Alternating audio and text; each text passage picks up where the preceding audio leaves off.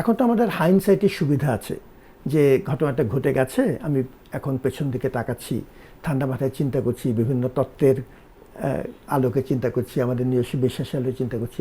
এখন আমাদের জন্য সমালোচনা করাটা তুলনামূলকভাবে সহজ। আমরা বলতে পারি যেটা এভাবে না হলে ওভাবে হতো।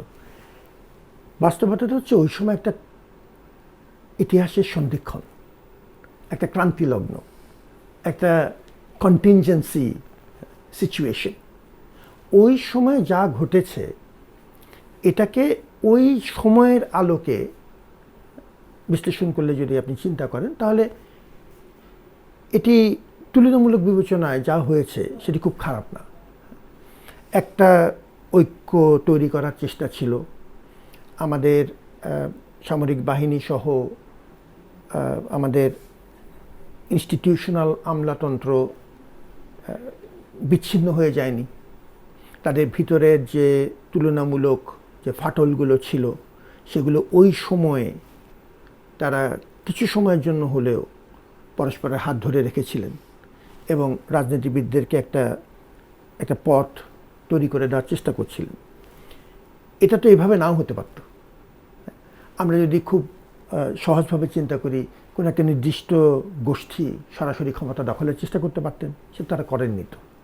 অতএব আমি তাদেরকে সেই বেনিফিট অফ ডাউট দিতে চাই যে ওই কন্টিনজেন্সিতে যা হয়েছে সেটা মোটামুটি ভালোই হয়েছে। এখন আমাদের সামনের দিকে তাকানোটা জরুরি।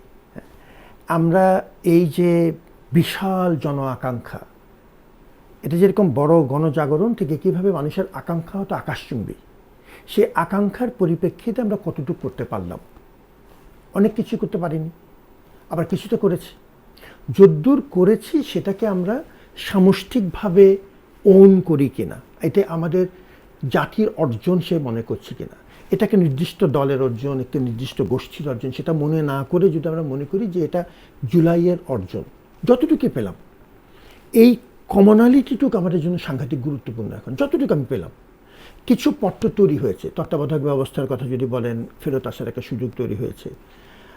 মোটামুটিভাবে একরকম আর্থিক অবস্থা এত রকম দুর্যোগের মধ্যেও দেশটা তো টিকে আছে।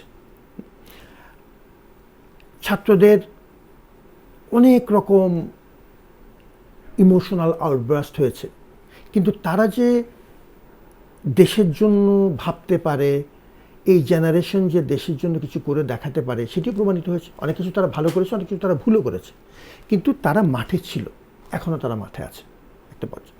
সুতরাং কিছু ভালো উদাহরণ যা আছে এগুলোকে নিয়ে আমরা যদি সবাই মিলে, রাজনৈতিক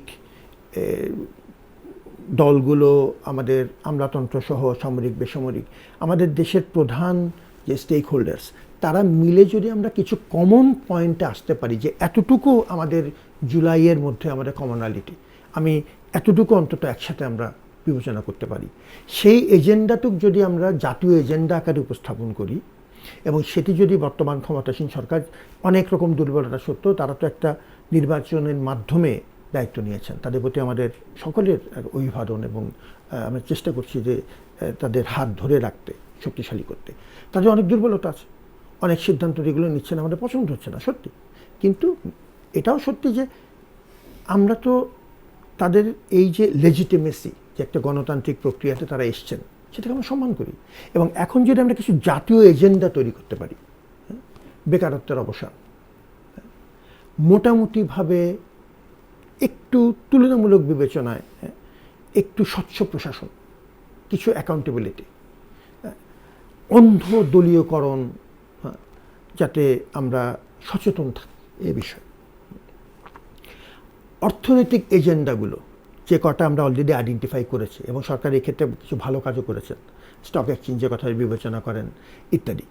এই ভালো অর্থনৈতিক এজেন্ডাগুলোকে আমরা জনসম্মুখে নিয়ে আসা, এই 4-5টা কাজও যদি আমরা, সোশ্যাল ইকুইটির একটা ভালো কাজ সরকার করেছে কার্ডের মাধ্যমে, এটা হয়তো বেশি ঢালাওভাবে করেছেন, এর অনেক সমালোচনা করা সম্ভব, কিন্তু উদ্দেশ্যটা মহৎ। এরকম 4-5টা এজেন্ডা মিলিয়ে যে আমরা মোটামুটি একটা একদম সম্পূর্ণ নিরপেক্ষ হবে সেটা আমি আশা করছি না। এটা অনেক দিনের বঞ্চনার পর একটা দলীয় সরকার এসেছে, তারা তাদের মতো লোকজন দেবে, এটা মোটামুটি, কিন্তু সেটা যেন একদম অযোগ্য অন্ধ দলীয়করণ না হয়, এটা একটু চিন্তা করা। আর্থিক সংস্কারগুলোকে রাজনীতির উপরে রাখা, তারুণ্যের শক্তির সাথে মোকাবেলা, সার্বক্ষণিক কনফ্রন্টেশনে না যেয়ে তাকে সম্মানের সাথে কিভাবে এই শক্তিকে ভালো কাজে ব্যবহার করা যায় সেটি করা, আর তার যে শক্তি আছে এটা প্রমাণিত। এই 4-5টা এজেন্ডাকে যদি আমরা জাতীয় এজেন্ডা আকারে আনতে পারি, এবং সেটা খুব কঠিন ব্যাপার না, অতটুকু যদি আমাদের ঐক্যমত্য থাকে এবং সেটাকে যদি আমরা ধরে নিই যে এটা জুলাইয়ের স্পিরিট, জুলাইয়ের মূল সুর, আমরা সেটিকে আমরা এখন বাস্তবায়নের চেষ্টা করছি, তাহলে এটা ঐক্যতা ধরে রাখা সাংঘাতিক আমাদের জন্য দরকার। আমি একটা কথা খুব বিনীতভাবে বলছি, আমি খুব সাধারণ মানুষ, এই যেহেতু আমাদের এদেশে আমরা আছি, সবার স্বার্থ এটা, এই সরকার ভালো করি সেটা আমার স্বার্থও দরকার, আপনার স্বার্থও দরকার। একটা বিষয় পরিষ্কার যে আমরা এখন যারা বিরোধী দলে আছেন, এখন যারা সরকারি দলে আছেন, তারা তো সবাই জুলাইয়ের পক্ষের শক্তি। অতএব জুলাই যেন আমাদেরকে ওই ঐক্যের যে পাটাতন তারা তখন তৈরি করেছিলেন সেটি যেন কোনোভাবেই সম্পূর্ণ কম্প্রোমাইজ না হয়, এটা খুব গুরুত্বপূর্ণ। জাতীয় পর্যায়ের নেতা মানে জাতীয় পর্যায়ে কাজ করা নেতা না। জাতীয় পর্যায়ের নেতা হচ্ছে যিনি রিকনসিলিয়েশন জানেন, যিনি মানুষের ঐক্যকে ধরে রাখতে পারেন। আমাদের শেষ সময়ে, আমাদের এই সাম্প্রতিক সময় যদি বিবেচনা করেন, আমরা যারা দলীয় রাজনীতির বাইরের মানুষ, কিছুটা বীতশ্রদ্ধ দলীয় রাজনীতির প্রতি সাধারণ অনেক মানুষের মধ্যে, বারবার আশা করে সামনে এগিয়ে গেছি, বারবার দলীয় রাজনীতি আমাদেরকে একরকম আশাহত করেছে, অনেকের করেছে, আমরা আপনি সবাই একরকম সাধারণ মানুষের অনেকের অনুভূতি আছে। তারপরেও আমরা রাজনৈতিক দলগুলোকে সম্মান করি, কারণ বিরাজনীতিকরণ কিন্তু সমাধান না। এটা যদি এরকম মনে করি রাজনীতিবিদদেরকে বাদ দিয়ে আমি অন্যভাবে চলবো, এটা আসলে সমাধান না। অতএব তাদেরকে নিয়েই চলতে হবে। সেটা তাদেরকে নিয়ে চলতে হলে অতটুকু যদি অন্তত এই বেসিক ঐক্যমত্যতা থাকে, জাতীয় পর্যায়ে রাজনীতি করা আর জাতীয় রাজনীতিবিদ হওয়া এক জিনিস না। জাতীয় রাজনীতিবিদ হবেন তিনি যিনি সবাইকে এক জায়গায় করতে পারবেন, সবাইকে না পারি অন্তত বেসিক এজেন্ডা, এই 4-5টা এজেন্ডাতে মানুষকে এক জায়গায় করতে পারবে। তার সাম্প্রতিক উদাহরণ অনেক সীমাবদ্ধতা সত্ত্বেও আমাদের মরহুম বেগম খালেদা জিয়া। ঢাকা বিশ্ববিদ্যালয়ে আমরা তার জন্য একটা বড় আয়োজন করেছিলাম। এটা ঠিক বিএনপির জন্য আয়োজন করেছি তা না, বা নির্দিষ্ট দলের জন্য আয়োজন করছি তা না, এটা তার প্রতি সম্মান দেখিয়ে। অতএব যারা আমরা তাকে কেন্দ্র করে অনেকগুলো ব্যক্তি প্রতিষ্ঠানকে এক জায়গায় করা সম্ভব ছিল, ওই জাতীয় রাজনীতি বলতে আমি সেটা বোঝাতে চেষ্টা করছি। ওই আয়োজনটা আমরা তৈরি করেছিলাম, আমরা তো কোনো নির্দিষ্ট দলের প্রশাসন ছিলাম না, আমরা করেছিলাম তার প্রতি সম্মান দেখানোর জন্য। এবং এই কথাটি আমি ওই সময়ে আমাদের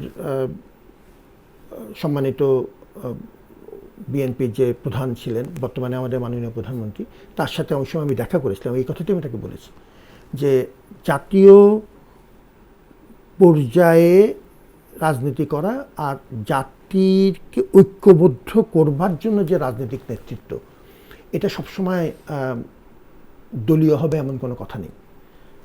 এই বিষয়টা আমাদের খুব জরুরি ছিল এবং সে একটা ভালো উদাহরণ আমরা মরহুম বেগম খালেদা জিয়ার মাধ্যমে পেয়েছিলাম। এইরকম একটা, এই ধরনের একটা সুযোগ, এটা যদি আমরা কন্টিনিউ করতে পারি, সেটা যে নামেই আসুক না কেন। এখন আমার বড় আশার ব্যাপার হচ্ছে, এত রকম হতাশার মধ্যেও আইনশৃঙ্খলা পরিস্থিতি, আমাদের এই দিন দিন জিনিসপত্রের দাম বাড়ছে ইত্যাদি, আশার কথা হচ্ছে যে আমাদের আমরা একটা মন্দ ভালো মিলিয়ে একটা গণতান্ত্রিক প্রক্রিয়ার মধ্যে দিয়ে যাচ্ছি।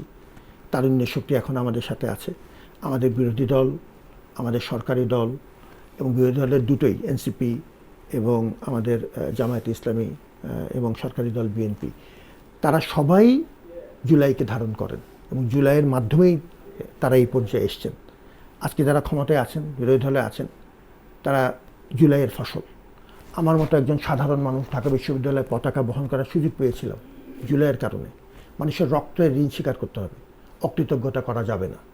এবং এই কথা পরিষ্কার, তা আমাদের নবীজি এই কথাটা বলেছেন যে যিনি মানুষের প্রতি কৃতজ্ঞ নন তিনি আল্লাহর প্রতিও কৃতজ্ঞ নন। পরিষ্কার কথা। ধন্যবাদ।